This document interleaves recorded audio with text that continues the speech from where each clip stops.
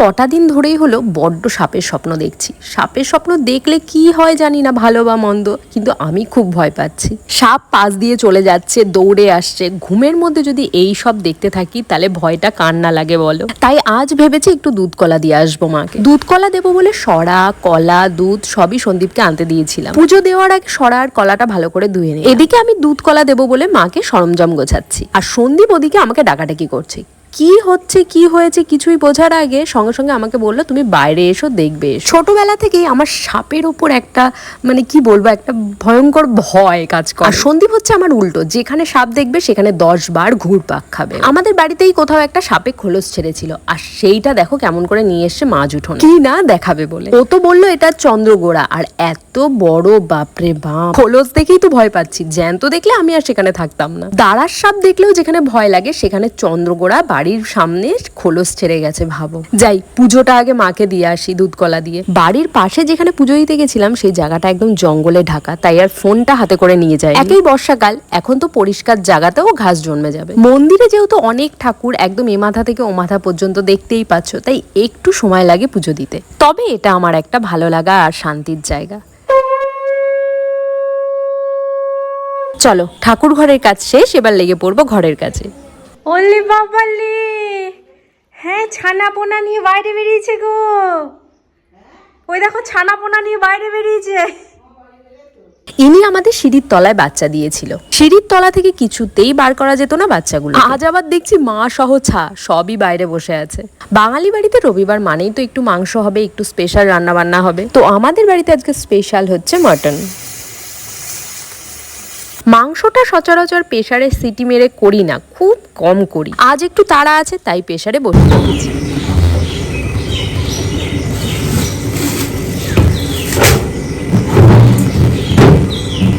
আর মা কিছু আগের দিন তরি তরকারি কেটে রেখেছিল, সেগুলো ফ্রিজের থেকে বার করে নিলাম। আর দেখতেই পাচ্ছিলে বেসিনে কিছু বাসন ছিল, সেগুলো চটজলদি মেজে রাখলাম। সকালবেলা ওই সবাই টুকিটাকি খাওয়া দাওয়া করেছি, তো সেই বাসনগুলোই আর কি মেজে রাখলাম। সকালবেলা আজকে স্নান আর পুজোর কাজটাই আগে সেরে এসেছি, যেহেতু রবিবার দেরি করে রান্না বসালেও কোনো অসুবিধা নেই। ওদিকে রোজকার যে জামা কাপড়গুলো সেগুলো ভিজিয়ে দিয়ে এলাম, আর সোজা চলে এলাম রান্না। খানিকটা ডাল মিক্সিতে বেটে নিয়েছি, ডালের বড়া ভাজা হবে, ডাটা চচ্চড়ি হবে, আর হবে খাসির মাংস কষা কষা করে।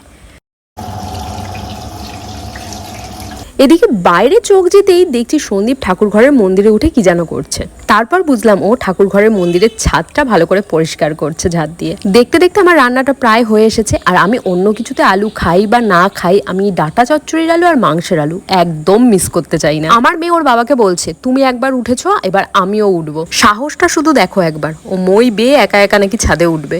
আচ্ছা একটা কথা বলো তো, রান্না করতে করতে শাড়ি পরলে শাড়ির আঁচল কোমরে গোজা, আর এই নাইটি পরে থাকলে নাইটিটা ভালো করে টাইট করে কোমরে বেঁধে নেওয়া, এটা কার কার হয়? আমার কিন্তু খুব হয়। কি বলবো, এই জিনিসটা করলে যেন একটা আলাদাই স্পিড বেড়ে যায় কাজের।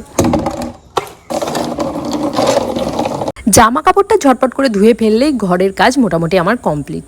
আর এই ঝটপট করে কাজ সারারও একটা কারণ আছে। সংসারে কিছু টুকিটাকি জিনিস আছে যেগুলো কেনার জন্য আর বাজার যাওয়া হচ্ছে, সময়টাই যেন পাচ্ছি না। তাই আজকে চটজলদি সব কাজবাজ সেরে নিয়ে যাচ্ছি একটু বাজারে। ঘরের কিছু টুকিটাকি জিনিসপত্র কেনার আছে, যেমন ধরো পাপোশ।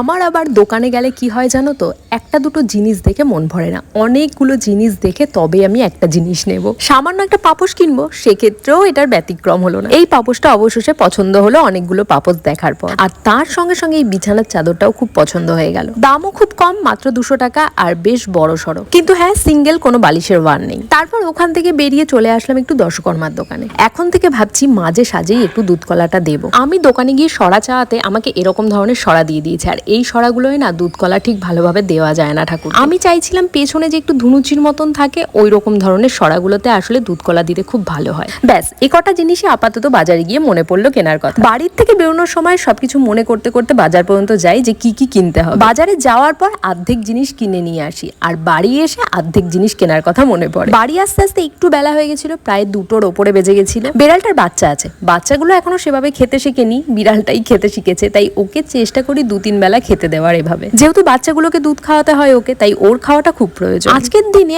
আমাদের একটু দেরিই হয় খেতে, ওই ধরো 3টে তো বেজে যায়। এই বাটিতে সবাইকে সমানভাবে বেড়ে দেওয়াটা একটা মহান কাজ কাজ জানো তো। দুপুরেরটা বাটি বাটি করে বেড়ে রাখলাম আর বাকিটা রাতের জন্য এক জায়গায় ঢেলে রাখলাম। খেয়ে দিয়ে উঠেছি আর দেখছি রাস্তা দিয়ে চুরমুর কাকু যাচ্ছে। আর এটা এমন একটা জিনিস আমার কিনতেও হবে আর খেতেও হবে, আর অল্পতে তো একদমই পোষায় না। খানিকক্ষণ আগে ভাত খেয়ে উঠেছি, ভরা পেট, তাই আর বেশি খেতে পারলাম না। যাই হোক, টাটা বাই বাই, দেখা হবে আবার নেক্সট ভিডিওতে।